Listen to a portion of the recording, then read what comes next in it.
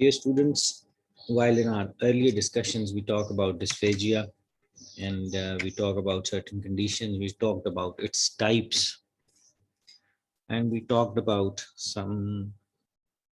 uh, some some conditions through which a patient may suffer dysphagia with some higher risks. For example, we talked about progression in age, we talked about certain neurological conditions as stroke, Alzheimer's, etc. While in today's discussion, we'll be talking about management. And this will be a two-step kind of a discussion. While in the earlier discussion, we'll be talking about uh, what actually the management is aiming at, what is expected out of this management, and how can a therapist ensure that the management is successfully taking place. So we'll be talking about these things, and I hope to hear from you as answers if you questions if you have got any. So let's talk about it. Comprehensive dysphagia management. As we already know that dysphagia lead to aspirations and difficult swallowing or ineffective swallowing actually can result in aspiration. And this aspiration has its own consequences, like loss in weight is one condition, poor energy index, and ultimately a person may may not participate in the social activities as a result of these challenges. But anyways, when we talk of foundations, we have to realize that aspiration, that is penetration of liquid below the vocal folds, is aspiration. It can be silent aspiration. Silent aspiration meant that the person doesn't know even, he doesn't have any reflex through which he can understand that aspiration has taken place. Normally, nature has established many ways through which we can have a protective mechanism. For example, cough is a reflux which actually is triggered on its own as the food penetrates the vocal cords. But at times, this cough fails to trigger, and as a result, the person doesn't know. He doesn't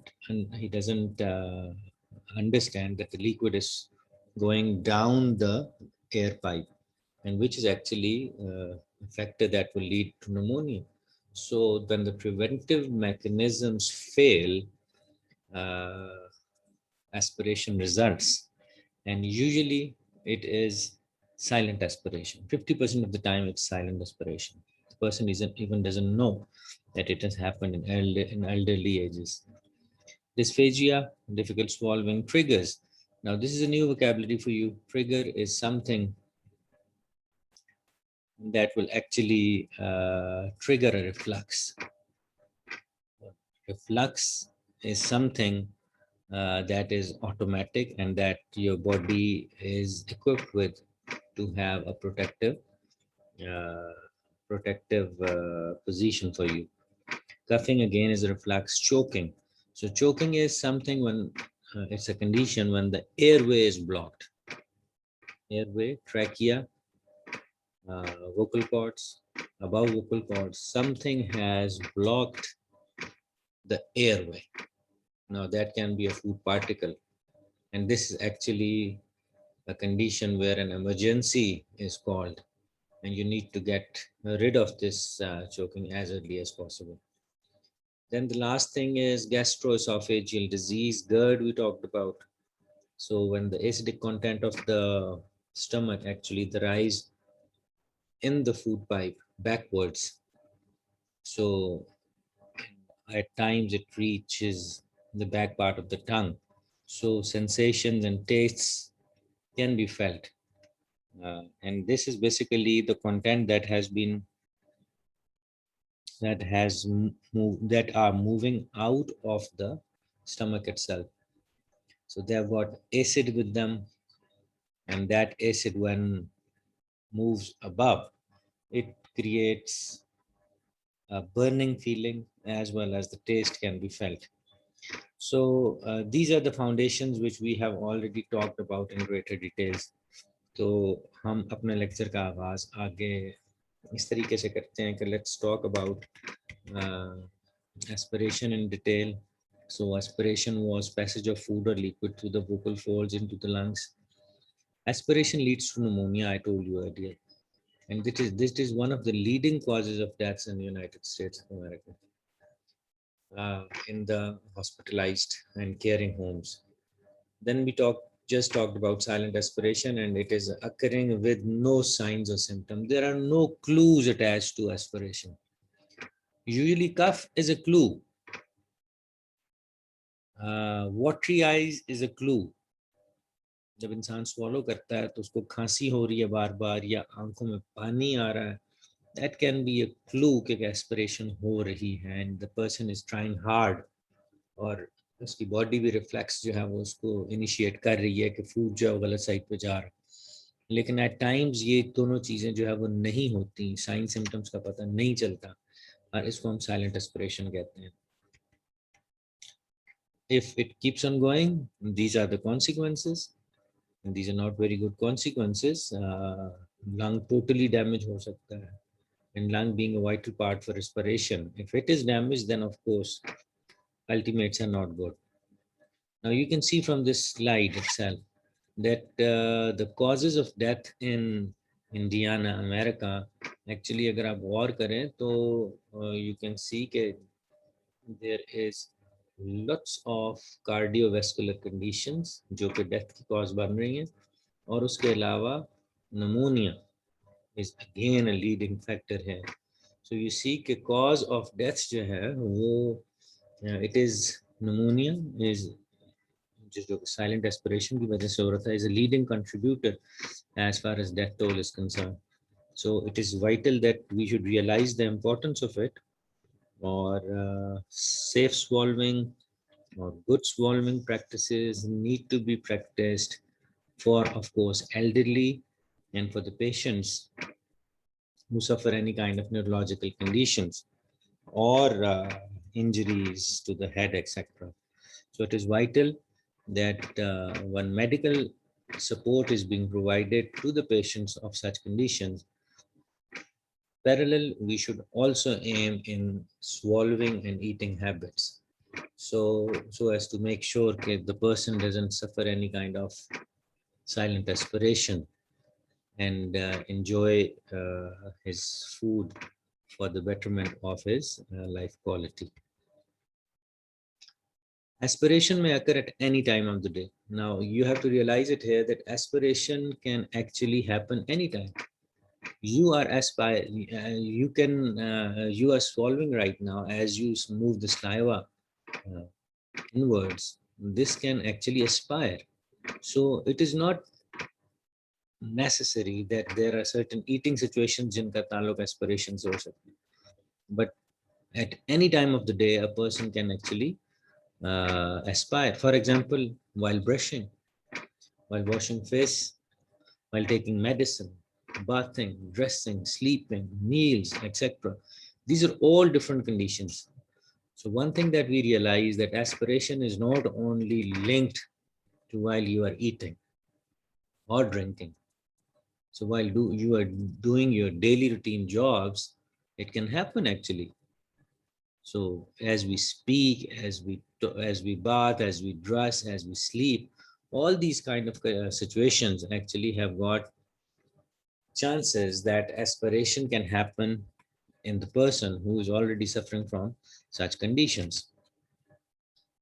So we talked about dysphagia and we realized that there are three types of it: oral, pharyngeal, and esophageal. And there are four stages to it: oral preparatory stage, oral stage, pharyngeal stage, and esophageal stage.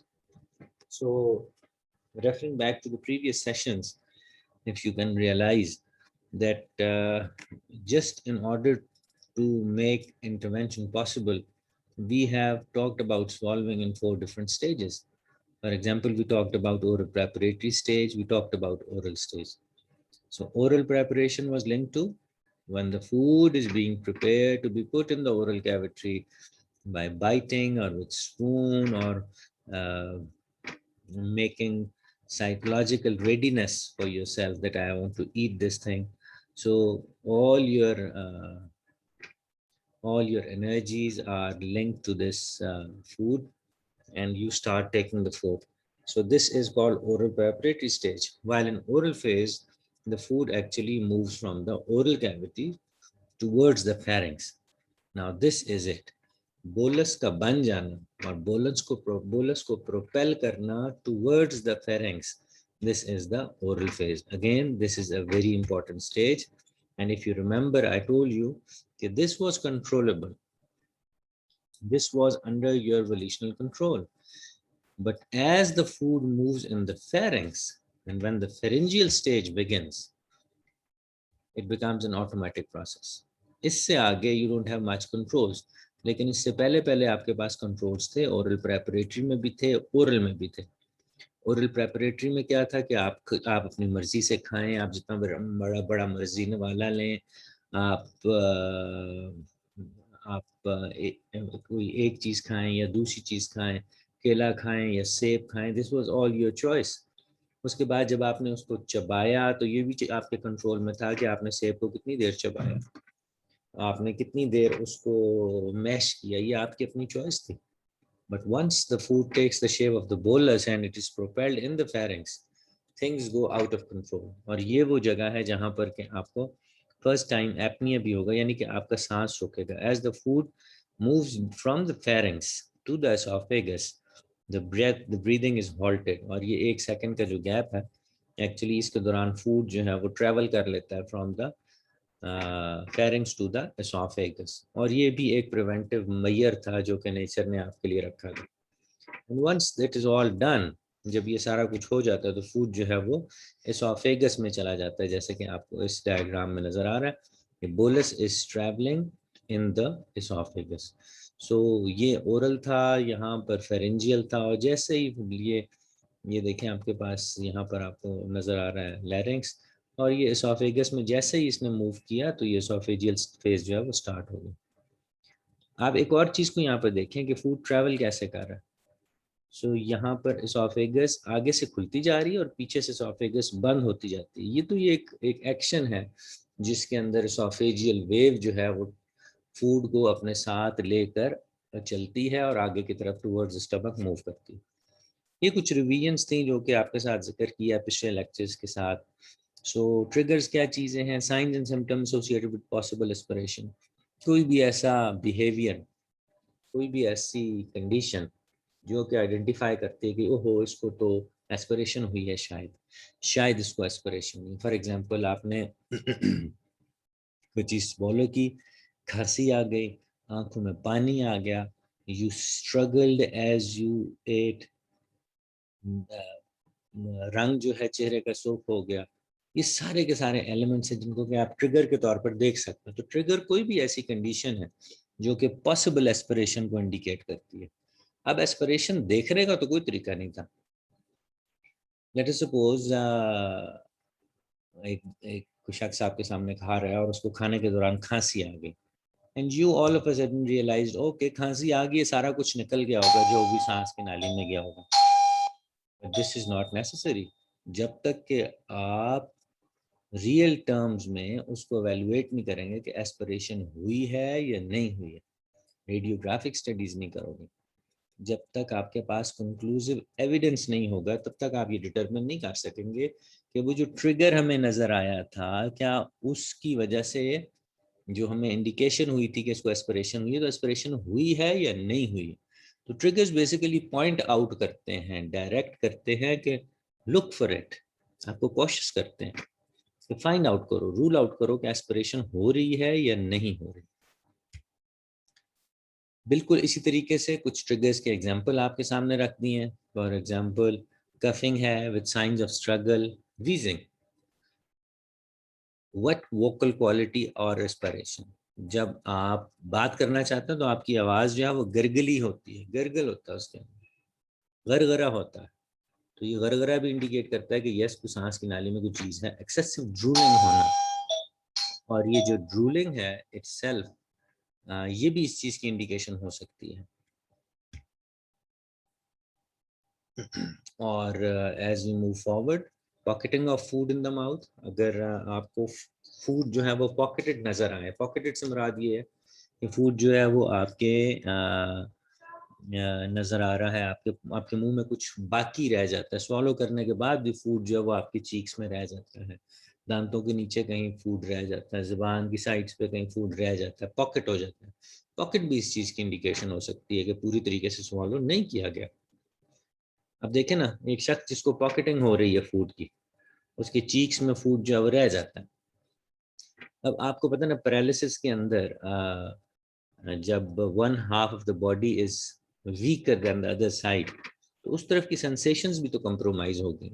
ویسے آپ کے منہ میں کچھ چیز ہو تو آپ کو پتہ چل جاتا ہے کہ منہ میں کچھ چیز ہے, لیکن اگر وہ پیرالسس کا شکار ہے یا پیرالسس کا شکار ہے, دونوں صورتوں کے اندر آپ کو انفارمیشن نہیں ملے گی. وہ سینسری انفارمیشن جو کہ ظاہر کرتی تھی کہ فوڈ ابھی پڑا ہے منہ میں, اس کو بعد دوبارہ سوالو کرو, دوبارہ سوالو کرو, وہ سینسیشن نہیں آتی. جب وہ سینسیشن نہیں آئے گی تو آف کورس وہ فوڈ وہیں پر رہے گا, آپ کھانا کھا کے فارغ ہو گئے, لیکن فوڈ تو اپنی جگہ پر چیکس کے اندر پڑا ہوا تھا. اب جیسے ہی آپ لیٹیں گے یا اپنا پوسچر چینج کریں گے, وہ فوڈ جو ہے ان نوٹس طریقے سے آپ اس کو سوالو کرنے کی کوشش کریں گے. جب یہ ان نوٹسڈ اور یہ ان کنٹرول قسم کی سوالونگ ہوگی تو ہو سکتا ہے پھر ایسپریشن ہو جائے. اس لیے آپ نے ذہن میں رکھنا ہے کہ پاکٹنگ بھی جو ہے وہ ایک فیکٹر ہو سکتا ہے. Sudden change of colour around the lips and face,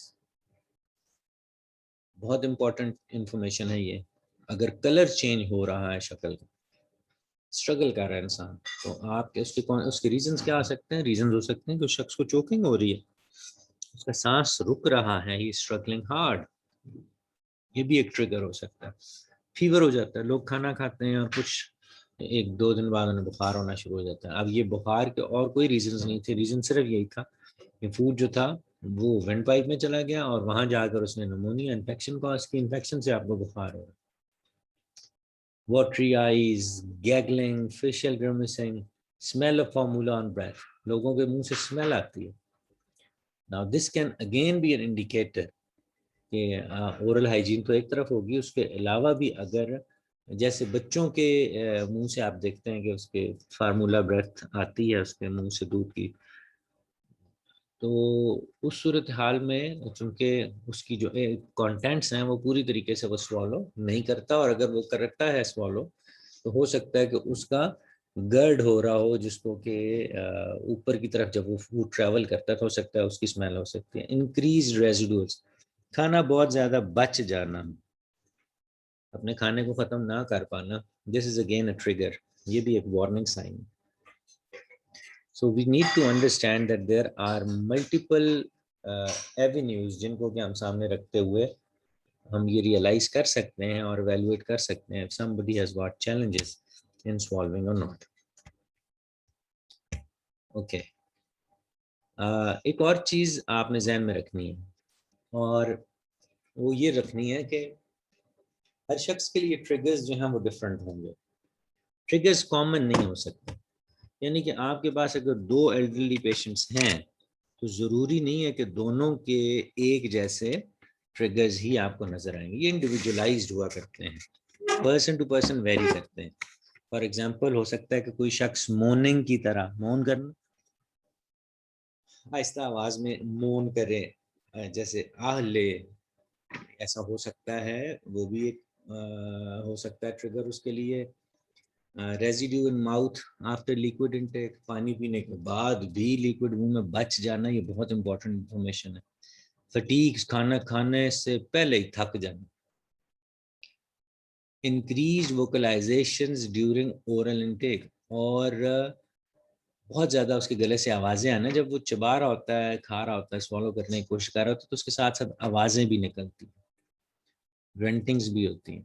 leaning to the left in the chair, یا اس کا پوسچر ٹھیک نہیں ہے اور وہ کرسی کے ایک سائڈ پر جھکا ہوا ہے. یہ لیفٹ سائڈ اس لیے لکھی گئی کیونکہ عموماً جو ہے وہ ایک انسان جو ہے وہ لیفٹ سائڈ پر ٹلٹ کرتا ہے as a case of paralysis. So یہ سارے کے سارے پوسچرز کو آپ اپنے ذہن میں رکھیں, اور یہ انڈیویجولائزڈ ہیں. تو آپ کو یاد ہوگا کہ ڈسفیجیا کی مینجمنٹ میں بہت ایک کوشش قسم کی آبزرویشن آپ کی ضرورت ہوتی ہے آپ کو, آپ نے اس کا کانشیس لیول دیکھنا ہے، اس کا الرٹنس لیول دیکھنا ہے، اس کی پوزیشن کو دیکھنا ہے، اس کے انٹرسٹ کو دیکھنا ہے، اس کی ایج کو دیکھنا ہے، اس کی جو ہے وہ پارٹیسپیشن کو اپنے سامنے رکھنا ہے. یہ ساری کی ساری چیزیں بڑی ضروری ہیں، بیکاز اس کی مدد سے آپ کو بہت سارے ایسے ہنٹس ملتے ہیں کہ آپ ڈٹرمن کر سکتے ہیں کہ اس کا رسک لیول کیا ہے.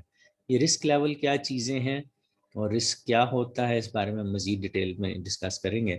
سو بیسیکلی ہمارا یہ کام ہے بینگ ایس ایل پیز کہ ہم یہ ڈٹرمن کر سکیں کہ کسی شخص کو ڈسفیجیا ہے کہ نہیں ہے. اس بارے میں بھی ہم نے پہلے بھی بات کی، ہم دوبارہ کریں گے. ڈٹرمن کریں گے کہ ڈسفیجیا ہے کہ نہیں، اور ڈسفیجیا ہے کہ نہیں اس کا سب سے پہلا اندازہ ٹریگرز سے لگتا ہے. اور ٹریگرز کب ہوتے ہیں؟ جب آپ اس کو کچھ پریزنٹ کر رہے ہیں، کچھ اس کو آبزرو کر رہے ہیں، کھاتے پیتے ہوئے، چلتے پھرتے ہوئے، جب اس کو آبزرو کرتے ہیں، اس کی جو ووکل ایبلٹیز ان کو سنتے ہیں، تو آپ کو فوراً ریئلائزیشن ہونا شروع ہو جاتی ہے کہ کیا یہ ٹریگرز ہیں. اینڈ اف یو فیل کہ the person is losing weight اور اس کی جو وائٹیلٹی آف لائف ہے وہ کم ہوتی جا رہی ہے، پارٹیسپیشن کم ہو رہی ہے، کھانا بچنا شروع ہو گیا ہے، ہیلتھ ڈیٹوریٹ کر رہی ہے، تو یو شوڈ انڈرسٹینڈ کہ دیر از سم ایشو ود دا سوالونگ، اور وہ ایفیشینٹ سوالونگ نہیں کر رہا. آپ کو یاد ہوگا میں نے آپ سے پہلے بتایا تھا کہ ایفیشنسی سے مراد ہے کہ سیفٹی بھی ہے اور کوالٹی بھی ہے، کہ آپ سیفٹی سے بھی کھائیں اور کوالٹی بھی کھائیں، اور کوانٹٹی کو بھی اپنے ساتھ، اپنے خاص کوانٹٹی بھی تو انٹیک کرنی ہے نا. یہ ساری چیزیں آپ اپنے ذہن میں رکھیں، کیونکہ یہ سارے کے سارے ٹریگرز ہیں. بیسیکلی یہاں سے آپ کو انڈیکیشن ہوتی ہے کہ should I go for further testing. If this is the case, then you have to go for further testing. اب وہ فردر ٹیسٹنگ جو ہے یہ تو آبزرویشنل تھی، جو کہ ابھی تک ہم نے دیکھی. اس کے بعد پھر سائنٹیفک جو ہے وہ انویسٹیگیشن سٹارٹ ہو جاتی ہیں، جیسے کہ ہم نے کہا جی ریڈیوگرافک اسٹڈی کریں گے، بیریم سوالو ٹیسٹ کریں گے، ہم اینڈوسکوپ سے دیکھیں گے، ہم ویڈیو فلوروسکوپی سے دیکھیں گے کہ اس کا فوڈ جو ہے وہ کس قدر انٹیک کرتا ہے یا نہیں کرتا، اس کو کہیں وہ پینیٹریٹ تو نہیں کر رہا ہے، اسپائر تو نہیں کر رہا. یہ ساری چیزیں آپ ذہن میں رکھیں. سو ڈسفیجیا کے ٹریگرز کے بارے میں جاننا is the first step that you have to take. یہاں پر ایک چھوٹا سا کانسیپٹ ہے کہ ہم کفنگ اور چوکنگ کے بارے میں جان لیں. سو کفنگ تو ہو گیا ایک ریفلیکس، اور کفنگ تبھی ہوگی جب آپ کا ایئر کا جو رستہ ہے وہ کھلا ہوا ہے، تب تو آپ کھانسی کر سکتے ہیں. اور کھانسی کا فائدہ یہ ہے کہ پروٹیکٹیو میکینزم میں آپ کا گلا کلیئر ہو جاتا ہے، اور یہ ڈرائی بھی ہو سکتا ہے اور پروڈکٹیو بھی ہو سکتا ہے. ڈرائی کف کے بارے میں آپ نے سنا، پروڈکٹیو کف کے بارے میں، اٹس آل رائٹ. یہ کفنگ ایک اچھا طریقہ ہے، نیچر نے ایک پروٹیکٹیو میکینزم رکھا ہوا. چوکنگ اس کے برعکس ہے. چوکنگ کے اندر ایئر وے بلاک ہوتا ہے، نہ وہ کھانس سکتا ہے اور نہ وہ سانس لے سکتا ہے. یہ ایک میڈیکل ایمرجنسی کی کنڈیشن ہے، اور اگر آپ اس کو انٹرپٹ نہیں کریں گے، اس کو چیک آؤٹ نہیں کریں گے، تو اس کے نتیجے میں برین کو آکسیجن کم ہوئے گی اور اس کے بعد انکانشیس ہوئے گا، اور پھر اس کی ڈیتھ بھی ہو سکتی ہے. سو یہ ایک فوراً سے ریئیکٹ کرنے کی سچویشن ہے if you find somebody choking. اور اس میں عموماً رنگ کا بدل جانا، انسان کا رنگ بدل جاتا ہے، وہ اسٹرگلنگ اس کے اندر شروع ہو جاتی ہے، وہ کچھ بول نہیں سکتا، وہ بتا بھی نہیں سکتا کہ اس کو کیا ہو رہا ہے. صرف آپ نے گیس ورک کرنا ہوتا ہے کہ colour is changing, he is struggling, and وہ اس کا کانشیس لیول خراب ہوتا جا رہا ہے. نتیجہ یہ نکلتا ہے کہ آپ اس کو کچھ منوورس کے ساتھ ایڈریس کرتے ہیں جس سے کہ چوکنگ اس کی پریونٹ ہو سکتی ہے. اس بارے میں بھی ہم ڈیٹیل سے پڑھیں گے کہ what is your responsibility if you find somebody choking. تو اور اول تو وہ ورک آؤٹ کر لے گا، اگر وہ نہ کر سکے تو پھر یو ہیو ٹو کنڈکٹ ٹریکیوسٹومی. اور عموماً وہ خیر میڈیکل پروفیشنلس کا کام ہے، لیکن آپ کو بھی یہ ٹیکنیک آنی چاہیے. It's not difficult, we'll be talking about it. If cuffing happens, encourage cuffing and clear airway. Cuffing is positive risk. Cuffing means you are in control. You can do it. You can clear. The best way to expel something out of your vocal cords is cuffing. جب آپ کف کرتے ہیں تو coughing کے behaviour کی وجہ سے جو بھی ریزیڈیو ہے وہ آپ کے واپس منہ سے باہر نکل آتا ہے، اور آپ کا سانس جو ہے وہ بحال ہو جاتا ہے. سو ریممبر، ایسپریشن تو یہ تھی، ایسپریشن کو پریونٹ کرنے کے لیے تو کفنگ تھی، لیکن اگر ایسپریشن ہو گئی ہے اور کف اتنی زیادہ افیکٹو نہیں ہے، اس کی جو سینسری سپورٹ ہے وہ اتنی اچھی نہیں ہے، تو ہو سکتا ہے کہ وہ سائلنٹلی اس چیز کو ایسپائر کر رہا اور وہ اس کو پتہ ہی نہیں لگتا اور وہ کھانسی اس کو آتی ہی نہ ہو. لیکن ہمیں کیسے انڈیکیشن ہوگی؟ ہمیں انڈیکیشن ہوگی جب وہ بات کرے گا تو اس کی آواز گرگل ہوگا، اس کے اندر غرغرا ہوگا. وہ بات کرے گا تو آپ کو اس کی واٹری ساؤنڈ جو ہے وہ سنائی دے گی. آپ اس کو جیسے کہتے ہیں تھروٹ کلیئر کرے، کلیئر یور تھروٹ. جب آپ کلیئر تھروٹ کرتے ہیں تو اس کی آواز بہتر ہو جاتی ہے پہلے سے. دس اس اب یہ گرگل تھا یا کیا تھا، یہ مطلب you need to understand this. So this can happen. So dysphagia triggers اگر کسی کو ایگزبٹ ہوں، اگر کوئی شخص ڈسفیجیا کا ٹریگر ایگزبٹ کرے تو واٹ از یور رول؟ سب سے پہلے اس کا ڈائٹ ٹیکسچر دیکھو کہ اس نے کیا، آپ نے اس کو کیا کھلایا تھا، اس کے اندر فلوئڈ کتنا تھا، فلوئڈ کی کنسسٹنسی کتنی تھی، پوزیشننگ کیسے بیٹھ کے اس نے کھایا تھا، کیا وہ ایٹنگ انسٹرکشنز کو فالو کر رہا تھا، جس چمچ سے آپ نے اس کو کھلایا کیا وہ بڑی ہے چھوٹی تو نہیں ہے، کیا اس کا برتن کھانے والا جو اکوپمنٹ تھا وہ ٹھیک تھا یا نہیں تھا، کیا وہ جلدی تو نہیں کھا رہا تھا، اس کا بائٹ سائز ٹھیک تھا، ڈرنک سائز ٹھیک تھا، یا کوئی اور کنڈیشنز. یہ ساری چیزیں آپ نے نوٹ کرنی ہے جب کبھی بھی ڈسفیجیا کا ٹریگر ہو. سو ایک تو یہ ڈٹرمن کرنا ہے کہ یہ ٹریگر تھا، دوسرا یہ ڈٹرمن کرنا ہے کہ کیا کھایا، کتنا کھایا، کیسے کھایا، کس پوزیشن میں کھایا، کس برتن سے کھایا. چمچ کا سائز دیکھو، مختلف قسم کے چاہیے آپ کے منہ کے مطابق چمچ کا سائز ہوتا ہے، کیونکہ میٹھی چیزیں عموماً تھوڑی کھائی جاتی ہیں اس لیے اس کا چمچ بھی چھوٹا ہوتا ہے. لیکن آپ نے رائس کھانا ہے تو رائس کے لیے بڑا سپون ہوتا ہے. سو چھوٹے بچوں کے چھوٹے چمچے، بڑوں کے بڑے چمچے. سو اٹ مینس کہ ان تمام یوٹینسلز کا تعلق، یوٹینسل کرتا کیا ہے؟ کوانٹیفائی کرتا ہے. یوٹینسل کیا کرتا ہے؟ کوانٹیفائی کرتا ہے. وہ کوانٹٹی ڈیسائیڈ کرتا ہے کہ کتنی کوانٹٹی آپ کی اورل کیویٹی میں جانی ہے. یا دوسرے لفظوں میں ہم یہ ڈٹرمن کرتے ہیں کہ بچے کا چمچ کتنا بڑا ہونا چاہیے، یعنی کہ اس کی اورل کیویٹی کا سائز کتنا ہے، اس کے منہ میں کتنا نوالا ڈالا جائے تو وہ اس کو مینج کر لے گا، اس کو چیو کر کے دینا ہے یا وہ خود چیو کرے گا، یا اس کو میش کر کے دینا ہے یا وہ دانتوں سے اس کو میش کرے گا. یہ ساری چیزیں ہماری آبزرویشنل جو ہے وہ فلاسفی ہے، اور اس کے اندر ہم خود سے ڈٹرمن کرتے ہیں. لیکن یہ چیزیں سائنٹیفک بھی ہیں. فار ایگزامپل آپ نے 5 ml کی دوائی لینی ہے، 10 ml کی دوائی لینی، تو چمچوں کا سائز ہے نا 5 ml 10 ml. میں نے آپ کو بتایا کوانٹیفائی کرتے ہیں یہ مٹیریلس. تو مٹیریلس کو ضرور دیکھیں وہ کہاں سے کھا رہا ہے، کس مٹیریل سے اس نے کھایا. عموماً آپ دیکھیں چھوٹے بچوں کو جب آپ گلاس میں پانی دے دیتے ہیں تو وہ کھانسی آ جاتی ہے، اس لیے کہ گلاس سے جو اماؤنٹ آف واٹر ان کے منہ میں جاتی ہے وہ بہت زیادہ ہو جاتی ہے.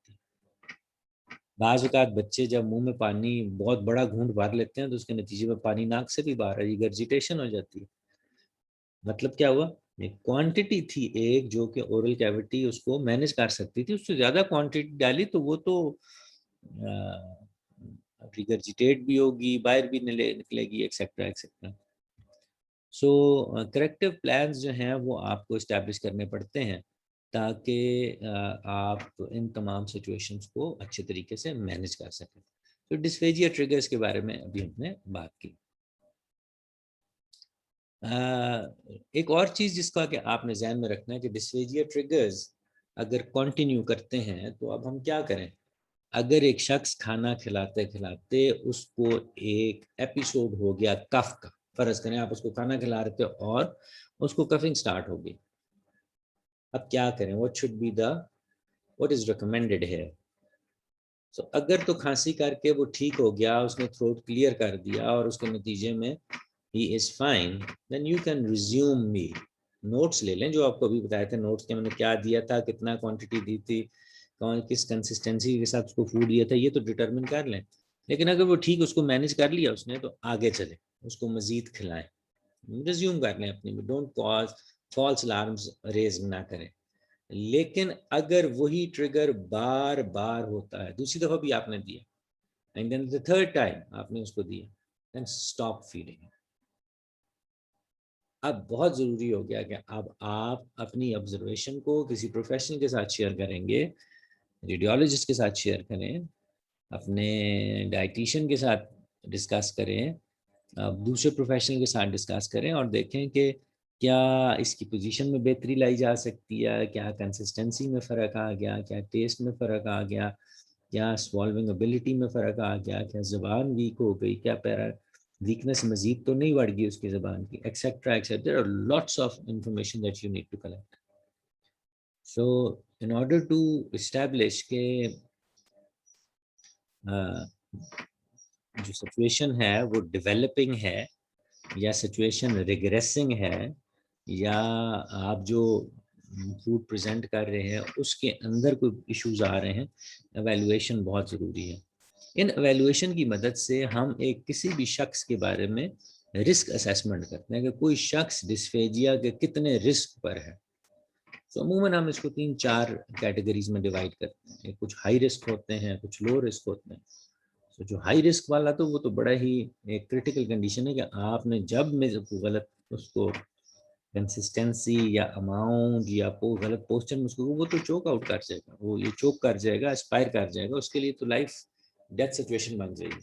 اور بالکل اس طریقے سے مائلڈر کیسز بھی ہوتے ہیں جو کہ بہت زیادہ ہائی رسک پہ نہیں ہیں، ان کے لیے پروٹیکٹیو میکینزمز ہیں، ان کے لیے پوسچر ایڈجسٹمنٹس ہیں، فوڈ کی کنسسٹنسی کو چینج کرنا ہے، ایکسرسائزز ہیں، منوورز ہیں جس کی مدد سے وہ اپنی سوالونگ کو بہتر کر سکتے ہیں. اس تمام پروسیس کے دوران آپ نے 2 چیزوں کا خاص خیال رکھنا ہے کہ ہر چیز کو ڈاکومنٹ کرنے کی ضرورت ہے. ڈاکومنٹیشن، ڈاکومنٹ میں آپ تحریر ہونا چاہیے، ریکارڈ کیپنگ ہونی چاہیے، ایویڈنس ہونا چاہیے کہ جب میں یہ کر رہا تھا تو اس کو کھانسی آئی، اتنی دفعہ کھانسی آئی، پھر یہ ٹھیک ہو گیا، پھر میں نے یہ کھلایا اتنی دیر بعد، پھر اس نے کھایا، پھر اس کو چوکنگ ہوئی، ایکسیکٹرا سوالونگ ایسپریشن ہوئی. تو یہ جب نوٹس آپ کے پاس بننا شروع ہو جاتا ہے تو ایک ایویڈنس کریٹ ہونا شروع ہو جاتا ہے، اور پھر ہم اس ایویڈنس کی بیس پر اس کے اندر انٹرونشن جو ہے وہ پلان کرتے ہیں. So it is highly recommended کہ یہ ایک ٹیم ورک ہونا چاہیے. It's a very sensitive issue, اور ہمیں جب ہم اس کی تھیراپی کی طرف آئیں گے اور ڈسکس کریں گے تو ہم ریئلائز کریں گے کہ کبھی ہم اس کا پوسچر امپروو کرتے ہیں، کبھی ہم فوڈ کی کنسسٹنسی کو جو ہے وہ آلٹر کریں گے تاکہ وہ اس کے لیے ایک ان پلیزنٹ ایکسپیرینس نہ بنے بلکہ پلیزنٹ. اب ایک اور بھی چیز ذہن میں رکھیے، کھانے کے دوران اگر آپ کو بار بار کھانسی آتی ہے تو what will be the consequences? آپ کھانا ہی چھوڑ دیں گے. میں نہیں کھاتا جی، مجھے تو کھانسی آ جاتی ہے، میں تو کھا نہیں سکتا، میرا سانس اکھڑ جاتا ہے، میں تھک جاتا ہوں. ان تمام سچویشنز کے بعد کیا آپ کھائیں گے؟ آپ نہیں کھائیں گے. آپ ابھی بھی اگر آپ آبزرو کریں ڈے ٹو ڈے لائف کے اندر کہ ہم سب کی کھانے کی ایبلٹیز، صلاحیتیں مختلف ہیں. فار ایگزامپل بچے بڑے شوق سے کھاتے ہیں برگر شرگر، لیکن as we grow up we realize کہ برگر کو چیو کرنا، سوالو کرنا کتنا مشکل کام ہے. ہمارے کھانے جو ہیں ان کے اندر پانی، شوربہ جو ہے وہ زیادہ ہوتا ہے، اور جو نوجوان لوگ ہیں ان کے بڑے کھڑے مسالے والے اور تکے اور بوٹیاں، اور ہمارے جیسوں کے لیے پھر وہ ملائی بوٹی آ گئی، ایک سافٹر فارم آ گئی. ہمارے لیے وہ کباب آ گیا، شامی کباب آ گیا، سیخ کباب آ گیا، جس میں کہ میٹ کو گراؤنڈ کر دیا گیا قیمے کی شکل میں، بیکاز ہم بڑی بوٹی کو نہیں کھا سکتے تھے. سو یہ سارے کے سارے ہمارے ایٹنگ بیہیویئرز ہیں جو کہ ہماری ابیلٹیز کو ریفلیکٹ کرتے ہیں. So I pause here and I'll start all of again on this thing in some time. If you have got any questions, so certainly you can please ask questions.